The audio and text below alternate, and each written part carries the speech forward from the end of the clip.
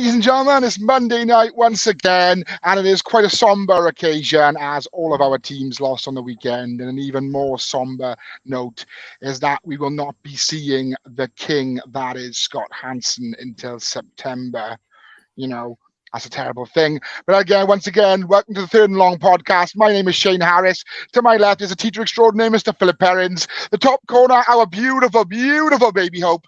And look who's back. The intrepid jet setter himself, Mr. Oliver Butler Henderson. Gentlemen, how are we doing on this Monday night? Yeah, no. Got it. The regular season's over, but excited to watch the playoffs. I hate playoff football. One loss and you're done. It's terrifying. I thought you used to being a Ravens fan. Yeah, you're going to learn that next week, Shane. Quick question, or quick thing, by the way. Yes, you? We haven't addressed the elephant in the room. We're talking about like Ollie being back, but his Christmas tree is still in the background. That's true. Right. And it's after 12 nights, so that's like a year of bad luck. But don't worry, he's a Patriots and a Manchester United fan. It'll even out. It'll even out over 2024. Right. I'm not well. And someone took the mick out of me the other day. Kelly's like really ill as well, and we've just been like swamped, so we haven't had a chance to, if I'm honest. So it's on the to-do list. Oh, Ollie, how's your blood? It's fresh shave though, man. You're looking really young.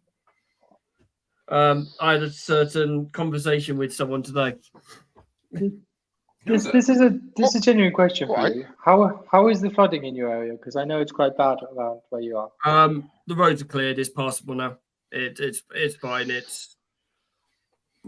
You can move. Because I think I read somewhere that there was only like one road in and out of where you live that you. Yeah, there was. Yeah, there was. Obviously, we never got saw in it, being that we were 4,500 miles away. But yeah, it was. From what I've got, it was pretty bad. But it subsided by the time we got home. There's still only the one road the two roads in and out. But yeah, it's fine now. It's all good. So come on then. Tell all the viewers and listeners at home with bated breath, how was the best country in the world? How was America? New York around New Year's Eve is bat crazy.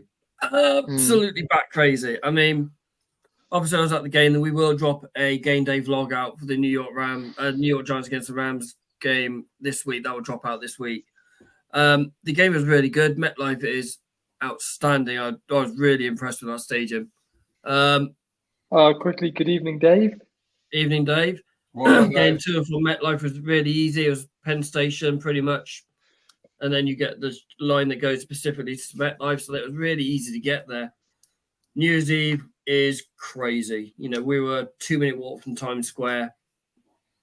Madness, absolutely madness. And then you go to Boston, it's just chill. It's so much more chilled. Went up at the top of the lighthouse, looked around the stadium, from the top of the lighthouse, had a chat to one of the guys up there for about an hour, as you do. I just love America. Well, we both love America. It's like a second home out there. Did you see the famous ball drop on Times Square and see all the concerts? No. Yes and no.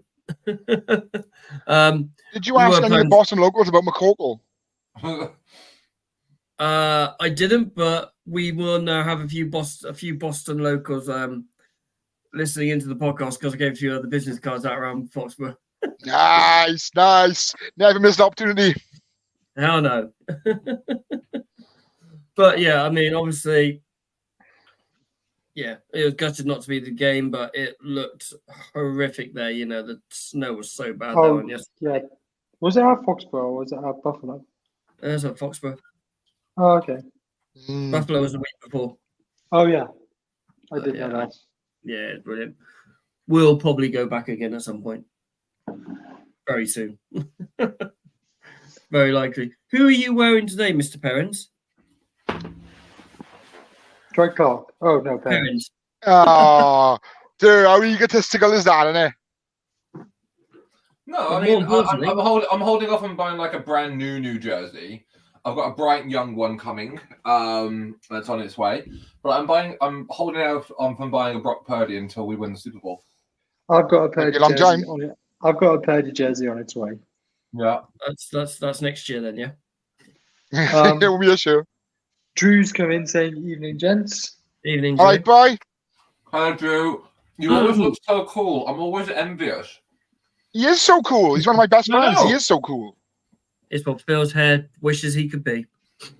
Yeah. Don't you grow it? You grow it. Right. Well, I mean, that's kind of why I've got like the shading at like the shaving at the side. I mean, I wear nail varnish at school anyway, so like I am like for you guys, it's the only time where I mean, Shane's met me in real life. Like I am proper like I'm a proper little We all emo have. Rebo. No, we've all met you. Yeah, but like you met Yeah, me we know- in the game. Like Shane met me. Like he met with my leather jacket and my skinny black jeans. You are and the literal You had the leather- biggest, you had the leather metaphorical jacket and biggest black emo I've ever jeans- seen. black jeans on, mate. Thank you. Yeah. Okay. Well, I was wearing what was I wearing the day? I was wearing my Steve Young jersey when I sat with you. Heather.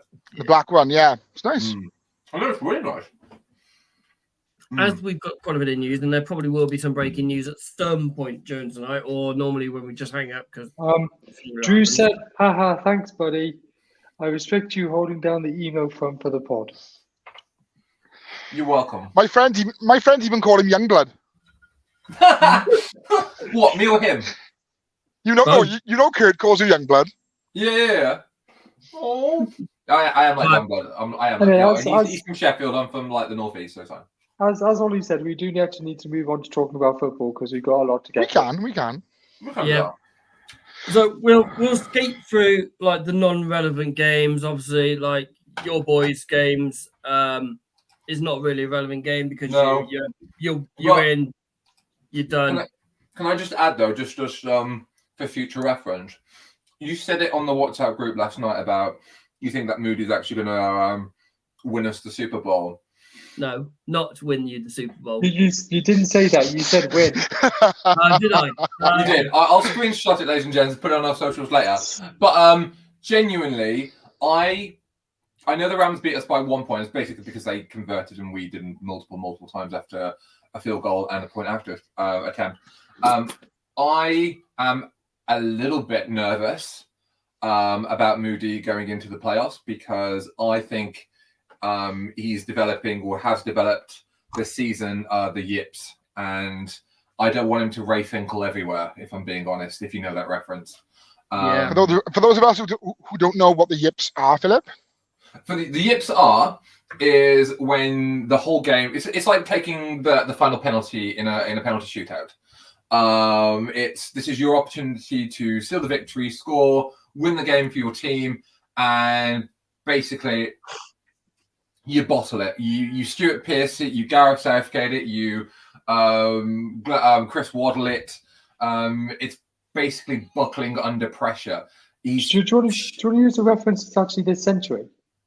Oh! Fine. He Sacred it everywhere. He Jadon Sancho'd it everywhere. He Harry Kaned it everywhere.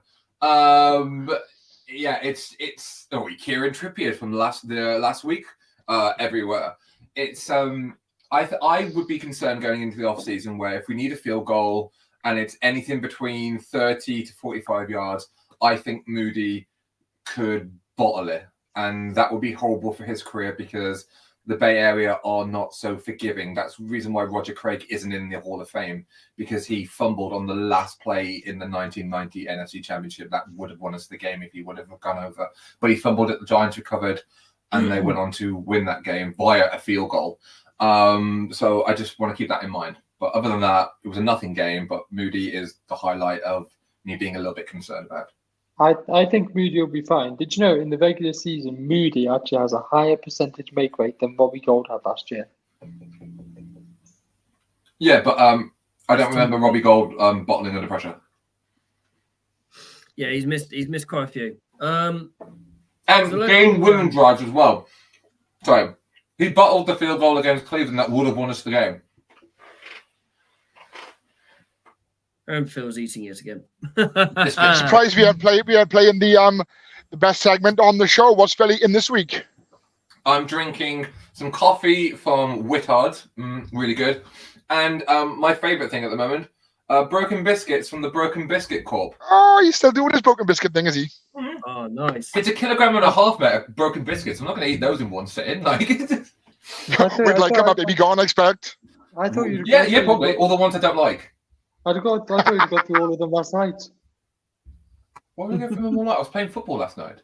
After watching the football. Anyway. So what we did again. So let's roll through some of the games. Let's look at the Jags bottling it. They've lost 5 out of the last 6 games, which has cost them the AFC South title. With possibly King Henry's last game in Tennessee, possibly Mike Babel's last game as well. I hope it's Mike Babel's last game. What are we thinking, gentlemen? I can't believe the Jags bottled it. They were one of the favourites for their division this year easily, and a lot of people outside contenders for to win everything, to win the Super Bowl. They got Trevor Lawrence, who obviously is a very good quarterback, and their defense with OBH's favourite Josh Allen, Calvin Ridley, Zay Jones. They got a really good team. Evan Engram and Travis Etienne, and they just fell apart. Like, I mean, if they played CJ Beathard yesterday, then fair enough. And then you could expect that. But like Trevor Lawrence threw for 280 yards and 2 touchdowns. And I just don't know what happened. Yeah, I mean, Trevor Lawrence has been banged up the last 3 or 4 weeks. So I think that'll be the way forward. Mr. Hope. So watching the game last night or watching Red Zone, from what I saw, there were some very, very questionable calls from Doug Peterson. Very questionable. The 4th-and-1 run, the play on the goal line. I'm a bit like, what was he thinking? Is there outside noise that maybe this is a big enough bottle that maybe Peterson has to go? I think he is he's an outside bet. Next season he's going to be in the hot seat no matter what now. I will say, like, you say about Peterson, I think he's still got enough credit for how he turned the season around last year for like the Jags. I think they're very talented. I agree. I think he will be on the hot season if he doesn't get or progress next season.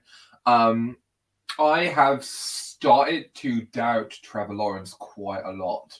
But I don't think the Khans are a happy go clappy fire very, very quickly. I think Peterson will be given a bit more time, but I'd be more concerned about I don't think Trevor Lawrence is proving to be as great as we all thought he would be. He has flashes, but I think this season, like Justin Fields has played better than Trevor Lawrence. I think in moments Zach Wilson has played better than Trevor Lawrence. I don't know. I think next year his 4th year is his biggest test. I mean, I'm going to give Trevor Lawrence a pass, especially the last 5-6 weeks, because he has been beaten up quite severely. Ankle sprain, should have sat out 2 or 3 weeks. Had a shoulder going into this game as well. It's a bit of a messy situation. He's been there the last 5 or 6 weeks, and I think that is a case a bit on Doug Peterson should go, right, yeah, I know you're my star, you're my franchise quarterback. I'd rather have you in the playoffs and then us not make the playoffs because you're not yourself. And I think that's got to be on Doug Peterson. Do you not think that's also on Trevor Lawrence himself, being a leader and potentially saying, I'm not 100%, so I need to look at the team rather than myself and sit out? No, he should say, this is it. But at the end of the day, it's down to the head coach said, no, you're sitting. We are not suiting you up this week. Sit down. Just looking at it, Calvin Ridley had a decent game. He had 1 big play, didn't he? He should have had 2, to be fair. Yeah. But I mean, Derrick Henry, 19 carries, 153 yards on his. I mean, the fact that he was addressing the crowd after the game makes me think he's gone. Yeah. Oh, that's a lot. He's definitely gone. Rumor has it that both camps couldn't come to a deal. He's 30 years of age, and he's going to want stupid money still. Boys, where do you think he's going to go now? New York. Las Vegas. Which one? I was going to say, where is he from?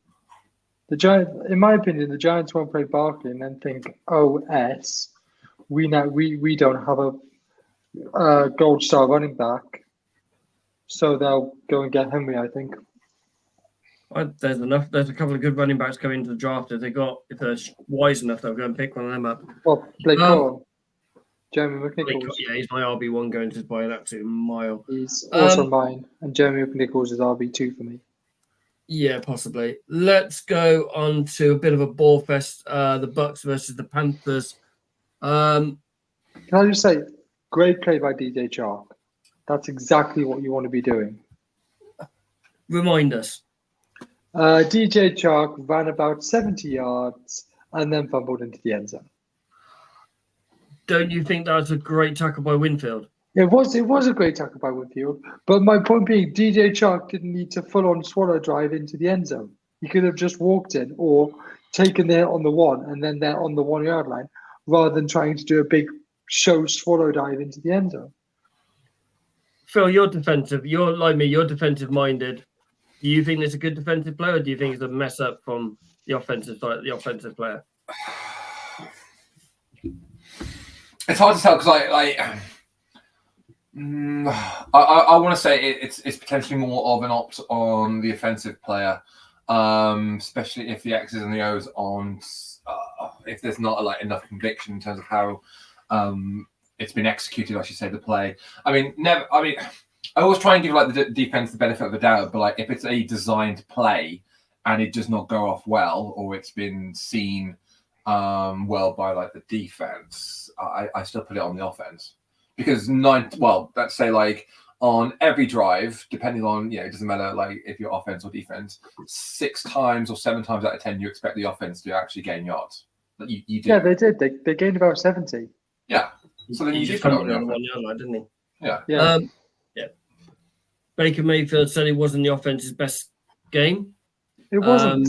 And he praised the defense, which it shows a character that he's maturing and getting better as a leader. I mean, if you look at Baker Mayfield's stats, he only threw for 137 yards. Yeah. Shane. Into off-the-field news for the Panthers. After scoring 43 points in 5 games, including 2 shutouts in the last 2 games, they went ahead and fired their GM today, Scott Fitterer. Mm-hmm. Yeah, we've got that in the other segments, my friend. Yeah, I want to talk about this firing, but I'll do it later. So the AFC East, that was an interesting ending to the season. What is going on in Philadelphia? I mean, I saw New York last week, and they weren't anywhere near this New York that was last night. Philadelphia was shocking. I think when the Eagles played San Francisco and were embarrassed, let's be honest, and then the following week they got embarrassed by their own divisional rivals, the Cowboys. I think the Eagles have been pretenders for most of the season. We've said between ourselves, even their record at one point was really deceiving because they weren't blowing teams out. They were scraping through questionable decisions from the referees that were in benefit of the Eagles. But whenever they played, they got beaten by us, they got beaten by Dallas, they got embarrassed by the Cardinals. I don't know. I just think. And did you see hurt his finger? Yeah. Yeah, I mean, is that his throwing hand as well? Yeah, but X-rays have come back negative. It's not broken. Oh no, it doesn't have to be. We know from like the Trey Lance debacle that you could, if you've got a dodgy finger on your throwing hand, it doesn't matter, and if it's broken or not, if there's bruising, if there's strain, even if there's protection around it, whether or not he's got it strapped up, that's still going to hinder your passing ability. It is. Because all based off Nick Ludlam, who I know is a Niner fan, has come in saying Niners broke the Eagles and they've been horrific ever since. Nick, I love you, mate. You're absolutely right. You spit in facts, my friend. Spit in facts. They've only won 1 game since playing the Niners, and that was the Giants on Christmas Day, and it was close. And I think I'm not sure how bad the AJ Brown injury is. I've not seen anything about it today. It's come back all clear. But I feel like Devontae Smith was a big miss last night. Yeah, I can see that. Yeah. Not only that, but I'd be worried. Like, so they've got who they got to have next? Who's their next game? It's Bucks. Yeah, Bucks. Yeah, Bucks in Tampa. That secondary is going to go against Chris Godwin and Mike Evans.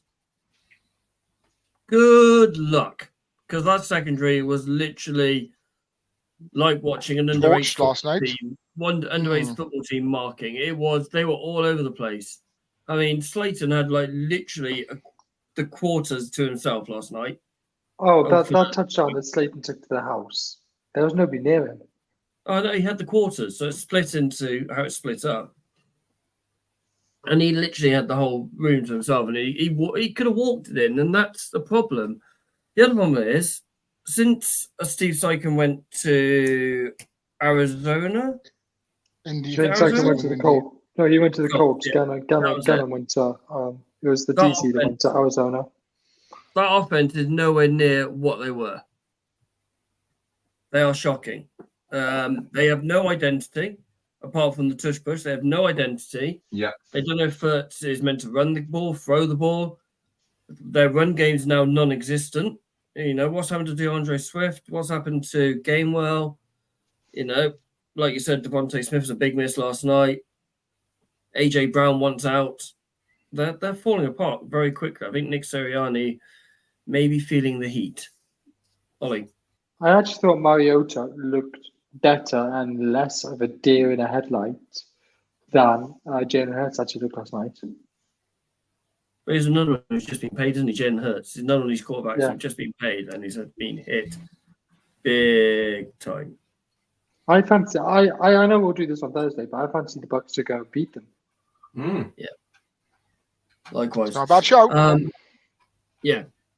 Washington against the Cowboys. So this was a bit of a blowout, really, and I was expecting a bit of a closer game when Washington took the lead.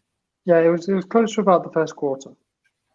Yeah, and then CeeDee Lamb had a conversation going, excuse me, I'm still playing, give me the ball. And then it kicked off. I mean, can I just say, like, with the Cowboys game, and only because I was following it, because I didn't actually get to watch much of it. I was genuinely surprised that that they started Dak. I mean, yeah, they won and they were only playing the Commanders, but I did half expect them to roll out Trey Lance. And that would have been something to see.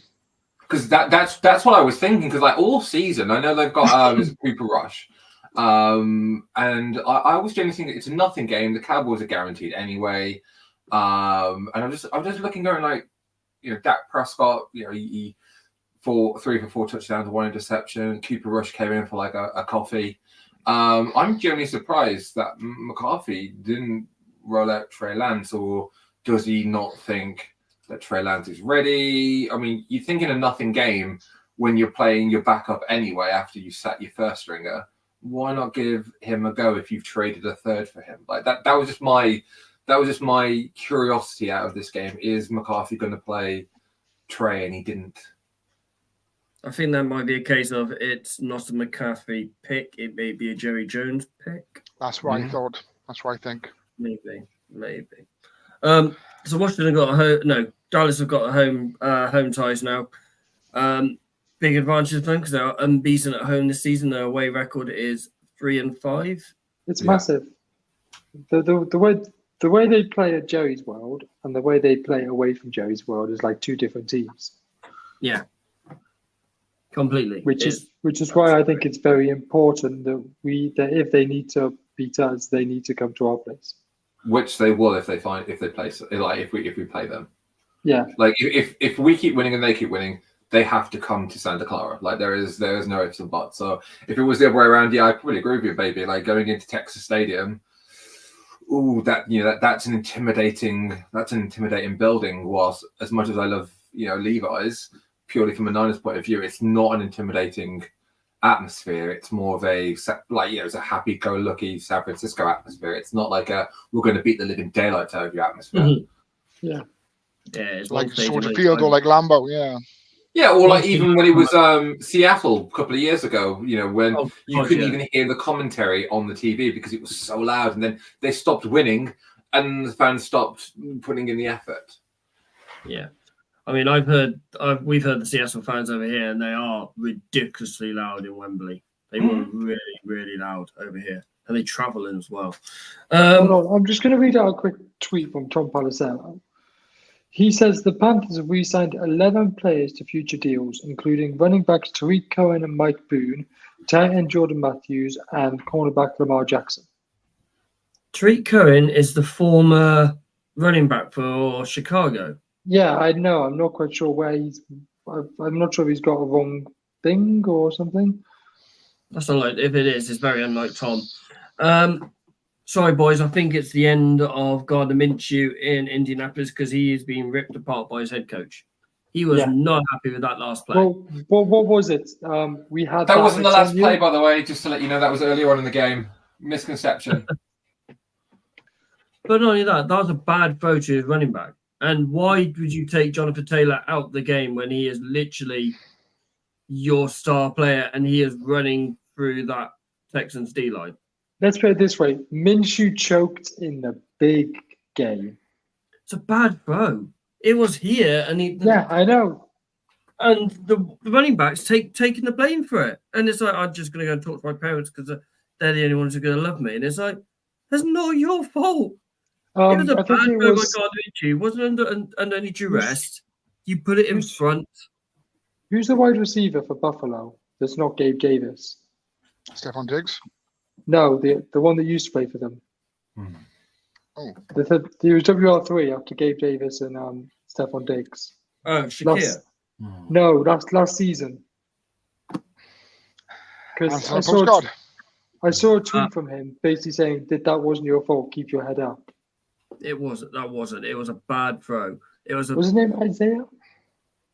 Possibly. No? It was a back shoulder, and it didn't need to be there. He put it in front of him to take it, and he's taken it to the house. Yeah. But credit where it's credit due. CJ Stroud and D'Amico Ryans, you've got your offensive rookie of the year and your coach of the year in that franchise. 100%. And I think Tank Dell will probably make the all-rookie team too. Oh, yeah. Most definitely. Most definitely on that one. Bills against the Finns. This game did not disappoint. And the first interception was a bad throw by Tua. He underthrew that by about 7 yards. Ollie, go on. I know you want to say something. I want to talk about that punt return. The 95-yard punt return. Go for it. I think that was really, really unlucky. Because if you watch... There was a hold. Yeah, there was.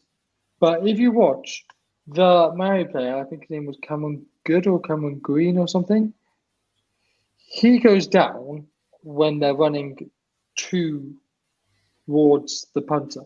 And then Harty literally runs like a meter away from him.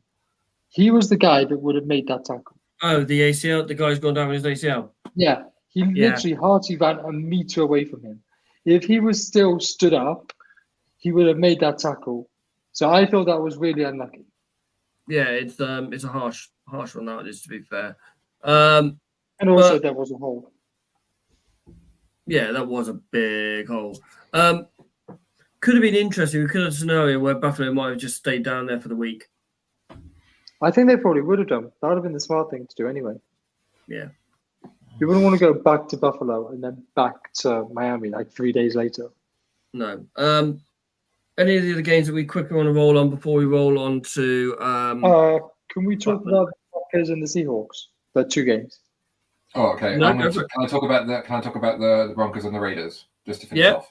Go for it. So the Packers and the Seahawks, obviously, the Packers needed to win to make sure that they got into the playoffs, and if not, the Seahawks would have to win to make sure they get in the playoffs. So otherwise, the Saints would have got in the playoffs if they both lost.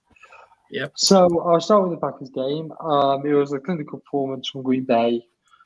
Jordan Love looked like the Jordan Love we've had in the past couple of weeks. 316 yards, 2 touchdowns. Aaron Jones, 22 carries, 111 yards. Jordan Reed, 4 receptions for 112 yards. It produces a pretty good story by the NFL script writers, but I'll talk about that with the many other stories we have when we get to this week's games.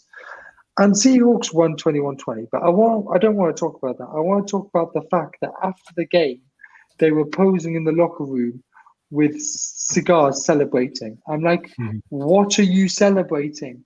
You've had a failed season. You didn't make the playoffs. Like, you made the playoffs last year, but you didn't this season, and now you're celebrating. Mm-hmm. So I'm just a bit confused about what they thought they were celebrating. Perhaps it's Pete Carroll's last game. Perhaps Pete Carroll's retiring. No, he's not. He's staying on. That came out earlier, just before I came on, that he's expected that his next season, what to be expected in Seattle for next season. He's not going anywhere just yet. Yeah. Yeah. Before Mr. Perrins talks, has Lions kind of shot themselves in the foot a little bit by playing Sam Laporta, Goff, Amon-Ra St. Brown, their starters? I believe there's an outside chance that Laporta might play this week, but yes. Yeah, you know, but yes, I understand they had the chance to get the number 2 seed. I understand that one. And yes, it would possibly give you an extra home field advantage. But you're in the playoffs. You know, you're going to end up playing Rams, Green Bay, possibly even Miami. You're going to want to play. Not Miami unless it's a Super Bowl. They're in the other conference. Yeah, that's true. Right, yeah. But you're going to want your strongest team there. And yeah, take a few risks. But it's what Lions are, aren't they? They take these risks. That is Dan Campbell. Yeah. And I still find it funny. I see pictures of him with long hair. Mr. Perrins. I just want to finish off the season with the last chance I'll get to talk about the silver and black that reside in Las Vegas. They beat the Denver Broncos 27-14. There's a lot of narratives coming into this game anyway, especially if I start from like the Denver point of view to not make it all just exclusive Raider talk.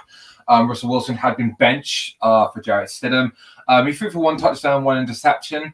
Again, I thought the Broncos offense was okay, but you can tell that they were playing for nothing in this game. Whilst the Raiders weren't in playoff contention, they are basically playing to retain Antonio Pierce for next season. He's made it very clear to the press and to Mark Davis, the Vegas Raiders owner, that he wants to be head coach for next year. The players want him. The fans want him. He's turned basically a disaster season into a positive one. I think I might have mentioned before that the Raiders' home record is actually really, really good. They finished the season 8-9 overall, but at home they are 6-3. So I thought going into this game anyway, the Raiders would be favourites for it.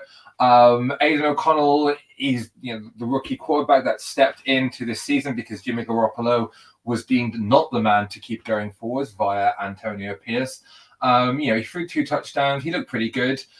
Jimmy Garoppolo came in. He made 1 attempt to pass the ball and was sacked. We won't see Jimmy Garoppolo play in the silver and black next season. I wouldn't be surprised if he somehow falls forward and ends up in Denver to be Russell Wilson's replacement. It seems to be a recurring theme with Jimmy Garoppolo. He rocks up to be someone else's replacement, not necessarily the guy like he was deemed to in San Francisco. One big news, though, that the Raiders are actively looking into is that they have approached or asked the 49ers permission to interview our assistant general manager, Adam Peters, who was very, very highly courted also in Washington. Yeah, so it's very likely that Peters... Sorry? Commanders have done the same. Yeah. So I would be surprised if Adam Peters is with the organization next year. I did think that John Lynch would move up into more of an executive role in San Francisco and Peters would become general manager. I hope we retain him. As great as John Lynch has been, Adam Peters has actually uncovered quite a lot of our gems in the draft process in terms of helping the team run and also balancing out the cap, because let's not forget that John Lynch was not hired because he was a brilliant mind already. He was an analyst on ESPN. He's come in, he knows his stuff, but he's had to rely on people like Adam Peters to do the gritty kind of like hands-on salary cap, contract negotiations, all that kind of stuff. And he's a very, very touted man. And if the the Raiders get their hands on him next season and they keep Antonio Pierce. And if they keep Antonio Pierce, Tom Coughlin said he would remain on the Raiders organization in a consultant role because he's been helping out Pierce since he took over. So I think the future looks more brighter for the Raiders as opposed to the Broncos. I think they're destined to be in mediocrity for a little bit longer because they seem to be in perpetual rebuilding. But I think a good coaching setup, really good vibes, coming out of the season. I think if they get a decent quarterback, I think the Raiders could be legit next year in a division that is already stacked to begin with. I think Nick makes a good point here, saying Peters won't join the Commanders. They're fighting more lawsuits than there are games in the season. Yes, agreed. And I think he either stays in the Bay or he goes to Las Vegas because, let's be honest, as much of a car crash Vegas has been in the last 3-4 years, I would still avoid Washington like the plague, regardless of new owners. I wouldn't want to go there. Okay, let's roll on to the playoff picture. That's as in it's now been confirmed. Starts at 9:30 on Saturday with the Browns at the Texans. And then the Dolphins host the Chiefs at 1:30 Sunday morning. And then you got the normal 6 o'clock game on Sunday with Steelers at the Bills. The Ravens were on a bye week this week as they secured the number 1 seed. Then you've got 9 o'clock on Sunday is Packers versus Cowboys. Then you got Sunday Night Football, which is Rams versus Lions, which is going to be a great game. And then you got the Eagles at the Bucks on Monday Night Football with them lot on a bye week because they are the number 1 seeds. The script writers have been busy, haven't they? Say again, sorry.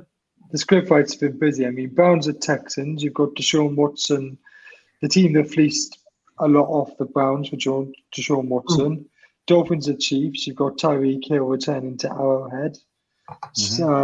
Packers at Cowboys. You've got the Green Bay going in to face Mike McCarthy.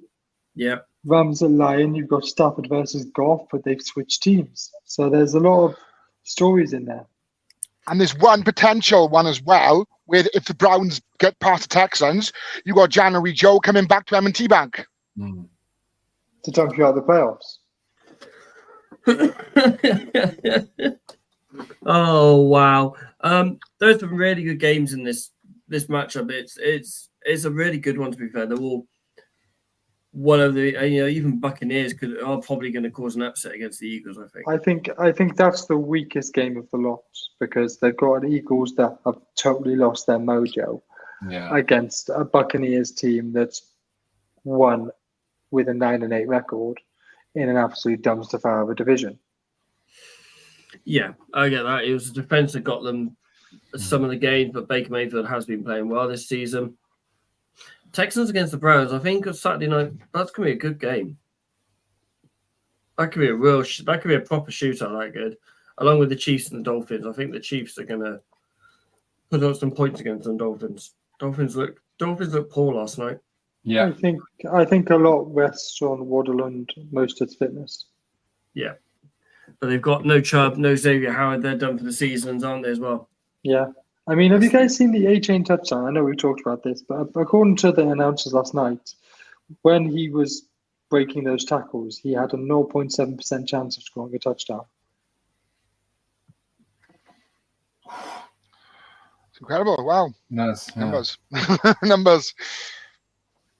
That is crazy, isn't it?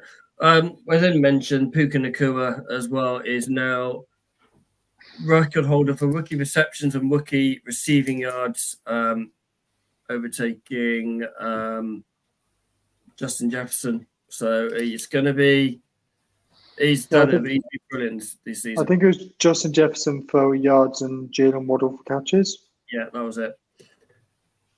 Seeing him in the flesh last week, he is electric. He's a lot quicker than he looks. He's a very, very good player, Puka Nacua. And Kyron Williams is strong as an ox, really strong. They have a good offense with Cup, Nacua, Williams, even like Tutu Atwell too. Yeah, that Rams-Lions game is going to be a brilliant, brilliant game. So let's roll on to a Black Monday. Yeah, it started. We do have news coming in Had to. So the Giants have fired. I can stop. Have fired their DC, Don Wink Matalode. He actually resigned. Martindale. Resigned, sorry. Apparently he resigned. I'm a bit shocked he's resigned. I thought he and David were getting on. They sorted out all the issues, and he's gone in. I know the latest tweet from Rap Sheet. Let me just get this up. I saw it come through earlier. Where is it? John Wink Martindale has resigned. To be more specific, he'll be coveted and won't be able to work long. Expect Drew and Kevin Wilkins, his 2 top assistants, to join him. Is he good enough to be a head coach? I think he is. You think? Where do you see someone like Don going? Where could you see? Unemployment line, if I have my way. I'm not sure. Sorry, I just saw a tweet from Palisaro come through. It's nothing that interesting though. I'm not sure where he'll go, but I think he will definitely get some head coaching interviews. Potentially somewhere that needs the defense showing up, like the Chargers. But I feel like they're going to go get Harbaugh. So Washington. I feel like no one really wants the Washington job. Yeah, I get that vibe as well. Like genuinely, wasn't it that like Jim Harbaugh was interested in the Panthers position, but they wouldn't give him almost autonomy. I've heard that he's ridiculously not interested in Washington. The Raiders had initial interest in him, but I think the Antonio Pierce has forced their hand, and I think the Chargers would be stupid to not pick him up if that's an opportunity. Like, let's be honest, like Jim Harbaugh's been out of the league for 7 years now. Is it 7? Yeah. I think it's more than that, isn't he? He left in 2014. Oh, 10. Jesus Christ. So he's been at the NFL for 10 years. God, time really flies, mate. Wow. He's been at the NFL for 10 old, mate. years. You know, he's kind of done everything that you can do in college football, which, you know, he did when he was at Stanford anyway, before he came to the NFL. Do you think he is still, like, in terms of like how offenses have adapted and gone forward, do you think he still is? I mean, take away the fact that he's a name, like Sean Payton is a name, Bill Belichick is a name. Is Harbaugh still? Is he still good enough to play at the highest level or to coach at the highest level? Honestly, I think if he loses tonight, he'll stay in Michigan. Yeah, I think as well. I think even if he stays, but I don't. It's a difficult one. The rumors is he's been offered 125 million by Michigan today, but he's not allowed to take an NFL job next year. That's the rumor. But yeah, I don't know. I mean, Schefter was saying earlier there's another possibly 10 jobs available coming up. Oh, Jesus Christ. Did he say that? Yeah, he said it on the College Game Day with Pat. Yeah, because what other positions do you think could be up? Like, part of me thinks McCarthy might literally, if Dallas don't succeed. I mean, I'm saying like get to the Super Bowl, not just like NFC Championship. Get to the Super Bowl. I think McCarthy could be on the hot seat.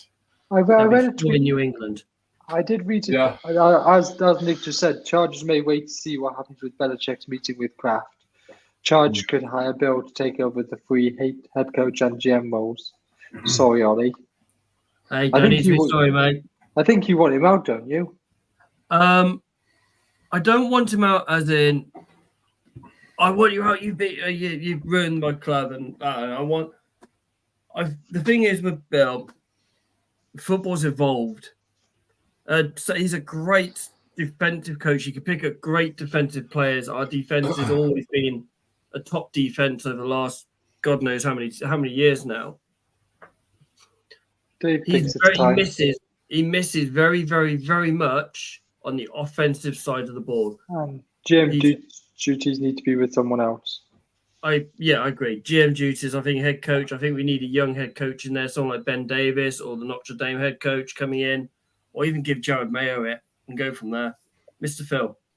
All right then. What about then if Big Bill is going to remain in New England? He does one role or the other. So, I mean, how long has he been GM as well as head coach? It's got to be over a decade. 12 years, I think it is now. Is that correct? Am I right, Dave? Is it 12 years? Dave suggesting Brady. Brady's too involved in Las Vegas, though. He won't be allowed to. And also, I think he's more interested in breaking into broadcasting like the Mannings have. I think that's Brady's natural progression. Dave said 12 years. Yeah. All right. So to have that complete autonomy, all right. So let's just say for a second, he's a head coach, but he's also the general manager, which means that he is consistently picking without any question, without anyone, in his ear. Let's take Kraft out of the equation for a second. He's literally picking the players, signing the players, controlling the players, coaching the players.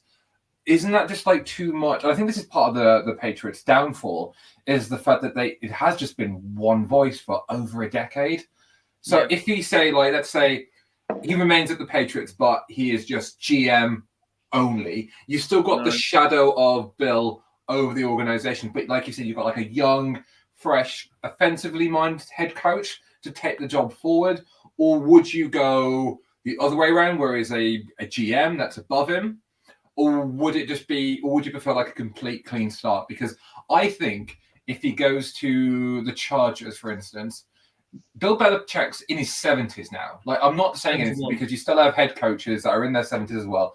But it is a position where you cannot have a senior citizen. I'm not being ageist, but you can't have a senior citizen who is doing both high intense roles when you typically in the other 31 teams in the Shield have one person do one and one person do another. I think it's stupidly unreasonable to think that he could do both exactly the same in another organization. I think it would be one or the other. Dave has just said he is 71 years old, can't do this all by himself. Absolutely. Yeah. Happy to get a new GM, but may need Bill to overview. Dave said more than me this week, Jesus. I think I read something saying that Bill would be happy to give up the GM role if he thinks that's what's best for the team. He's basically gone, his press conference has gone, right, I'm still under contract. I will relinquish the roles I relinquish the GM role or personnel responsibility if I think this is the best for the team. It's basically gone, there you go, Rob, over to you. Your choice now. Yeah. Shada, you know this more than anyone else. Go on, bud. How difficult has it been for managers when a certain Scotsman's always been around? 100%. Like Phil said, the spectre of Bill will loom large. Yeah. If he takes the GM role, and it's a case of that team are not going to change, the organization's not going to change until Bill calls it a day and steps away. As Dave said, Bill playing the victim card now in case he gets released or walks. And Nick says, who's going to have a strong enough personality to work with Bill? At the end of the day, Bill Belichick won 6 Super Bowls in New England, right? Is there anybody who's ever done that? I don't think there is. He is arguably the best NFL coach in history. The numbers are there, but at the end of the day, the proof is there. Why didn't he just knock it on the head now instead of because this Patriots season has been a bit, for lack of a better term, poor. When you just knock it on the head now and let somebody else take the reins. As Dave said, Bill is too old school and times have moved on. Yeah. He hasn't moved with the game, and I think Ollie's been saying that for years. 100%. Yeah, 100%. You want like someone who's coming for college who's got fresh ideas. I really like the Notre Dame coach. I like how his team runs. I really do like him. Then you can have someone like Ben Johnson as OC, the Lions OC, to move him into head coach. Mm-hmm. Bring in a college head coach to be the OC. Bring in Jared Mayer, who still knows how Patriots work, and make him defensive coordinator. Bring in someone like who's a good draft team, like LA Rams are a good draft team. You're a good draft team. Someone who can knows gems, knows these personnels, and knows how to run the team, and go, right, let's have this young team work together and put the Patriots back where they belong, which is fighting for championships. Nick does make a good point saying Bill wants to beat Don Shula's all-time win record. His diff like Don is what's driving him to carry on as head coach. Dave wants Mayo or says maybe even Vrabel. I don't want Vrabel. Ooh. He learnt under Bill. Yeah, you don't want a disciple of your guy coming in next, really, do you? Jared Mayo has only been there for a year. You know, I wouldn't mind Wes Welker coming in because he's learned under Mike McDaniels in Miami. Yeah, and Shanahan before that. Yeah, so he's had, you know, as Phil says, that West Coast offense, you know, and he is a Patriots legend. He'll still have the Patriots idea. He still knows how Patriots work. But someone like that. I mean, Ben Johnson's a Boston guy. He went to Boston College, the Detroit OC. That's who I'm shouting for. He knows Boston. Just while we're talking about coaches, I saw a tweet earlier. I'm not sure how reliable this is, but it said that Mike McDaniel might be on the hot seat if Miami lose this week. No, which I think would be a massive mistake if they do. Oh yeah, huge. Yeah, like you'd be like if he's on the hot seat, right? And if you're like an NFL organization or like owner or GM, and that is going along the wires, and let's say for instance, Bill Belichick is released by Kraft, and then Mike McDaniels gets sacked by Dolphins. Would you not snap him up in a heartbeat, Hendo? Oh, McDaniels? Yeah. Oh God, 110%.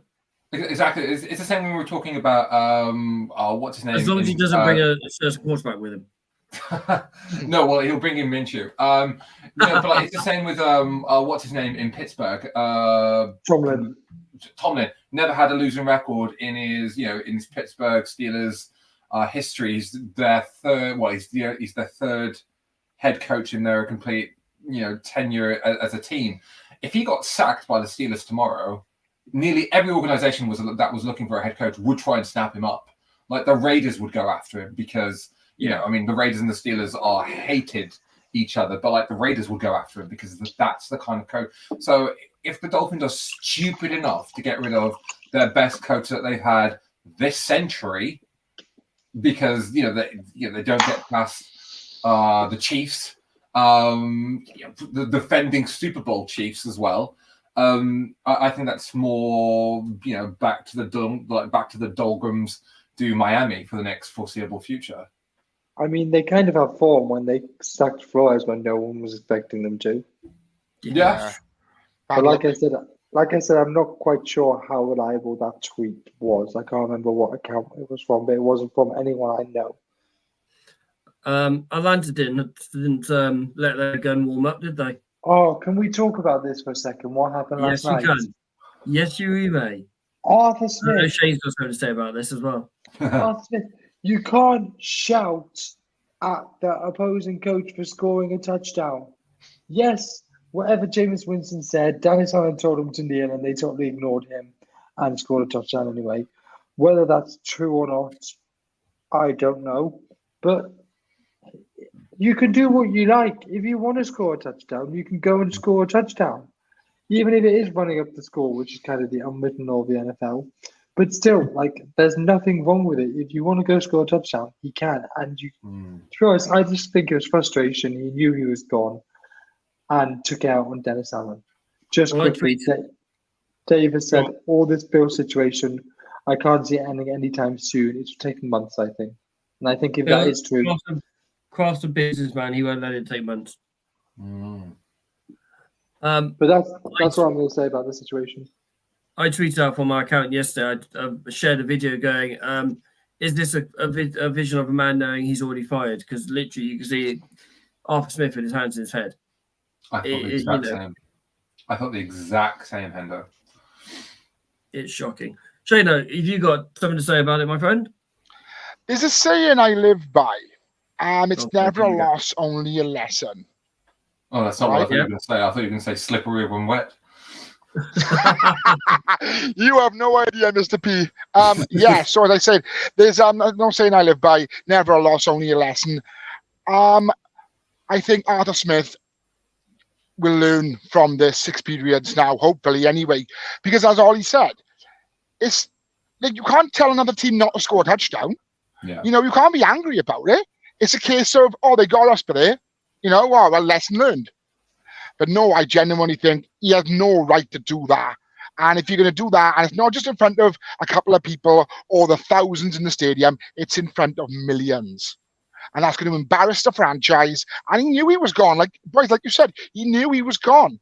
And to lose, to basically ship 48 points to the Saints with Derek Carr under center is a bad look. I don't care who you are. It's a bad look. I mean, like they've had Bijan Robinson. Anyone who watched this podcast from the beginning of the season knew we were all high on Bijan. We were all saying, oh, offensive rookie of the year. He's going to light this league up. He hasn't been used correctly. You know, it's like giving a key of a Ferrari to a 5-year-old. You know, they don't know what they're doing with it. And the fact that obviously you've got people like, I'm a big fan of Cordell Patterson. I think he's great. But then they haven't used him. Scotty Miller, Drake London, John Smith. They've really struggled as a franchise. I mean, but yeah, as I said, go on, bud, go for it. I was just going to say that Arthur Smith's other lesson is he needs to learn how to use offensive talents that he's drafted. I mean, Drake London, he's been used a lot. Kyle Pitts, you forget he's on the field most weeks. Bijan Robinson tends to get about 3 touches. Nick's come in again saying, using 50 formation to score TD is over the line. Line up in the other formation, I'm good with trying to score, but the way it was done is where my issue would be. And Keiko just said, Shano. Gaio! I want to talk about one formation very quickly. I've missed this. Anyone seen the fake field goal by the Cardinals? Yeah, that was great. I love that. Yeah, my buddy Kurt saw that. He's a big Cardinals fan. He enjoyed that. Yeah, definitely. Just going back to Nick's point, I do understand what he's saying, but I just thought it was clever, sort of not necessarily a trick play, but they weren't expecting it. I mean, neither team were, there was nothing on the line at that point anyway. So that's the last play of the season. So why not? Nobody had a problem with Marino when he fake spiked. Exactly. All's fair in love and football. Kenny Pickett at college when he did his fake slide. Yeah. Exactly. Yeah, it happened. Who else is on the hot seat? Who's going to be gone by the time we wake up tomorrow morning? I'm very surprised Dennis Allen's coming back. I think that's a surprise. But I think people that are potentially feeling the heat. Let me think. I had a list of these yesterday, and I'm blanking now. Robert Salah. No, Salah's coming back. He's been told. No. I would say, I think when you said like hot seat, I think Salah next season is make or break for him because you can argue that the whole Aaron Rodgers thing going off the rails is it derailed the whole season. I should say. I think one more year left in New York, and I think playoffs is minimum for them. Dave said Jack Peterson. I think Peterson maybe needs to go. I think Pete Carroll might be going. No. What if I said to you, right? Have a think about this one. What if I said to you, Andy Reid?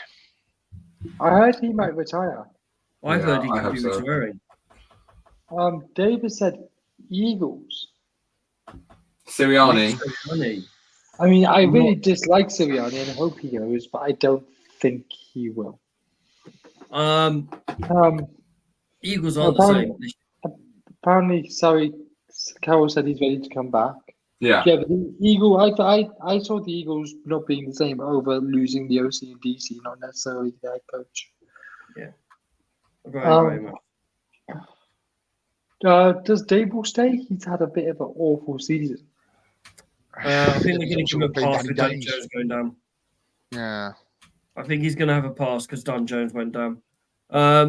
I think Vrabel's going to go. Do you? Do you though? I mean, why would you I don't know. I mean, they signed D-Hop to a 1-year massive deal. Levis, we've only seen Levis for a little bit. Same with Malik Wilson. He hasn't played too well, and he hasn't played every game. They've been a bit of a quarterback carousel. Now they're losing their biggest weapon in Derrick Henry. I don't know. David said, I think if the Pats head coach comes up, he might go. I agree with that. Do you mean Vrabel? Is he on about Vrabel? Yeah. Mike Vrabel, yeah. I mean, he played for the Patriots, didn't he? Yeah, he's a linebacker. He's in our Hall of Fame. He was I had indicted to the Hall of Fame this year. I had him ahead. He was offensive tackle earlier this season. You guys put me right, Yeah. but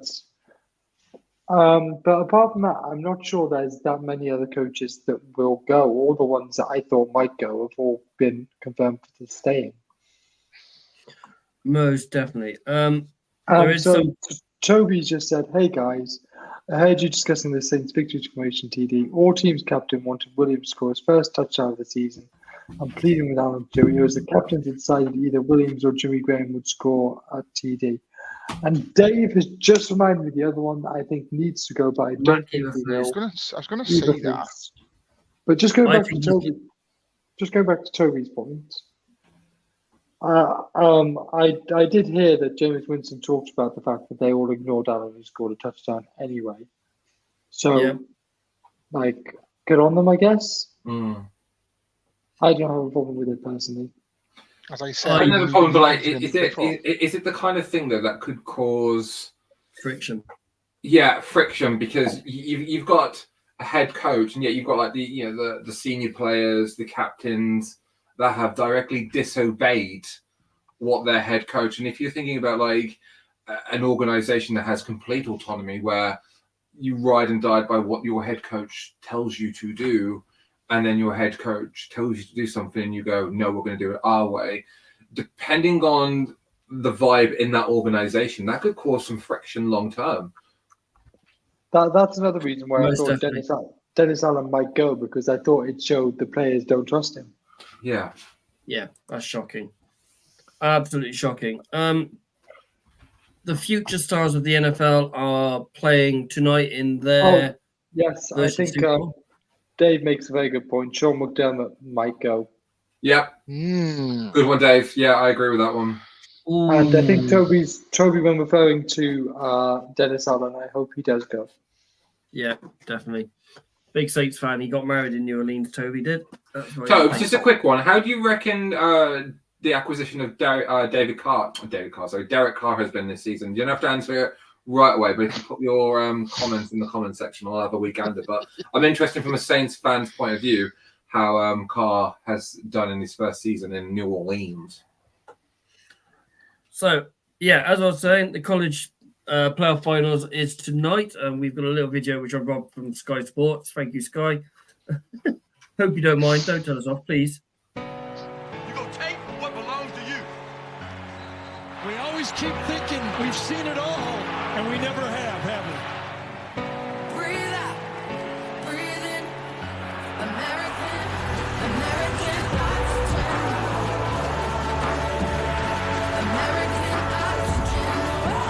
Washington hangs on and wins the college football playoff semifinal. American oxygen. That right there is one of the four best teams in America. American oxygen. Michigan makes a stand and comes up with a milestone playoff victory.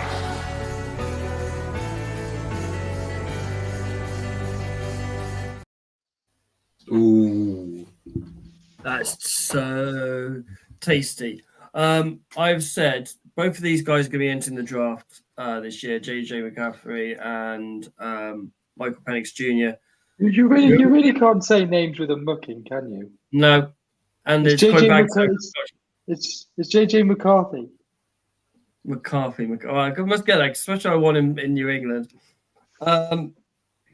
Whoever gets to lift the trophy tonight, I think will be a top 5, maybe even a top 3 pick. If it's Michael Penix, he could be an outsider for number 1 overall. I disagree. Ooh. Go on then. I think the first 3 picks, assuming they're all quarterbacks, I don't know in which order, but Caleb Williams, Drake May, and Jaden Daniels. And maybe if it's not wide receiver, if it's not quarterback, there'll be a wide receiver by the name of Michael Harris Jr. So yeah, I'm not even sure JJ McCarthy or Michael Penix Jr. will go top 10. They could be the national champions. It does rise your stock a little bit. I've had a bit of a conversation. Stetson Bennett went round 5 last year. Yeah, and he's a double champion. Yeah, like I said, it does rise your stock. But obviously, you got the draft as well. I know there's a lot of buzz around Penix. There's a lot of people who do like him. I think he's a great. Dave has said Penix's injury history is a worry. Torn True. ACL, shoulder. Yeah. Wasn't Burrows beaten up when he came into the draft, and he still did okay, didn't he? Yeah, after ripping his ACL in his rookie year. Yeah. So it happens. You've got your answer here, Phil, from Toby. Yeah, I'll have a look at Cheers. But I hope Michigan win because I like Jim Harbaugh and what he did for the Niners in the years, and I think Michigan are the better team all round. As we've talked about, JJ McCarthy, Blake Corum, people like that, and I just fancy Michigan to take this. I think their defense is also very good. They've got a good wide receiver, Ronan Wilson, as well. Yeah. I just hope both teams have a nice time. And if I had to have a horse in this race, I probably would go with Michigan because of obviously Jim Harbaugh's brother is none other than John Harbaugh, coach of the You just hope to have a nice What day. now? You just hope to have a nice day out in Houston, don't you, Shane? Yes. Nice time. Nick has made a good point saying Frank Gore tore both ACLs in college. It didn't hurt his career too much. Yeah, and he'll be a Hall of Famer. And Michigan has said Michigan played poor against Bama, so rely on the running back, and that's why he doesn't like JJ. Yeah, we've had this conversation, Dave. but the running back is probably one of the best offensive players in college football right now. Yeah, and yet he wasn't even a Heisman finalist, which is I know. crazy. That I mean, Jaden Daniels is far and away the best player, so I don't think that really mattered. No, I mean, so Blake Corum is Michigan's rushing touchdown record holder, which is quite big out there. You know, obviously it's Tom Brady's college, it's Aiden Hutchins' college as well. So there's some very good players that come out from Michigan. I can't think of any Washington Huskies that have done really well, which I feel really bad about. Top of my head. Shane, do you know any? No bet, not at all. Not gonna lie. Quickly round the table then. Who are we going for? Michigan. Yes. Michigan. Like I want to say Washington to go against the grain, but I love Jim. Yeah, I do think it's Michigan, so it's probably going to be Washington are going to win it. Then the way we it happens with us. The way we do it. Nick says the mighty Dante Pettis was from Washington. Ah, nice. Thank you very much. I mean, I just googled crazy. it. I just googled it, and the first one that came up was Myles Gaskin. So, Oh wow. Do you want to read out Toby's comments before we go, Phil? I can do. Hold on. Shall I read? All right. Carr has been okay. A bit lackluster, but think it's down to play calling. Pete Carmichael will go in the offseason. I want Carter to succeed, but we have been spoiled for so long with Breeze. It'd be interesting to see how he does under a new head coach or a new OC. I had issues with our offensive line to start with. Overall, this team has been so poor, considering the squad we have and the schedule we had. I think that's Fantastic. not sure, but that's how he sounds in my head. I was about to say, I swear Toby was in the room with me then. That's really Yeah, good. me too. I could have just turned my camera off and you wouldn't have known it was me doing the voice. K-Code, love that. Oh, it's brilliant. I'm sure when we come around to do our trade drafts and all that, the Saints OC or head coach GM will be popping up. Look, he's a big fan of our show, and last time that we did it, I did tag him. I literally tagged him on X/Twitter. So he was grateful for that response, and he said in my DM since that he would love to come back onto the show. So who are we to turn him down when that time comes? I mean, before the show, we were talking about our mock drafts, which I'm looking forward to. Yeah. I know me and Ollie both made a start on our draft boards, and Shane has definitely made a big start on his. Shane Another year I got another 40 players. Fantastic. Shane's got a dartboard where he just randomly throws darts at, and whichever the name turns up, that's who he picks at number 1. 100%, but 100%. As I say every season, I take all the help I can get off you boys. But if I will probably literally get a draft board this year. I mean, I'm not going to be in the States this year, so I might actually watch it properly. I will be, because we're the first pick overall. Woohoo! Yeah, I watched the first round and then was busy for the rest of the time.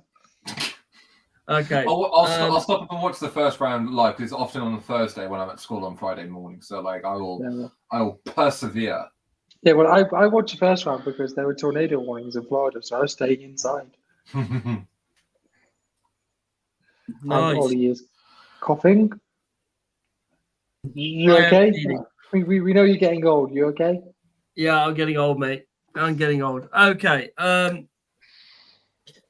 was a bit of a technical hitch. We weren't able to load it up on time last week, but it will be back uploaded properly for Spotify for you to listen to your heart's content, download, share around, get more listens, get more likes, and all that. As usual, we'll be back on Thursday to preview Wildcard Weekend. What were you doing then, Phil? Toby said I'd love to come on the show if you'd have me. No, let's do this properly. I'd love to come on the show if you'd have me. I'm sure that's something we can do. Definitely, potentially once the season's over. Yeah, and Toby, if you don't sound like that, we will kick you off instantly. Like it's not. Ironically, is I know what Toby sounds like. I've worked with Toby. I've played football with Toby. I know him very well. Yeah, the only person with a ridiculous accent on his show is me. What's that? Wow. What's that, Shane? With your Welsh accent. What was that? I was so Irish. With your Northern Welsh accent. Oh, have a minute now. Have a minute, lad. Like all these two kick off, like Shannon and Sharp. Skip Bayless and Sharp. I am going to say Skip. Good night, ladies and gentlemen. Thank you very much for tuning in and commenting. We will see you Thursday night live, 8:30 on Facebook, YouTube, Twitter, wherever you watch us. But until then, stay safe all. See you in a bit. Looks like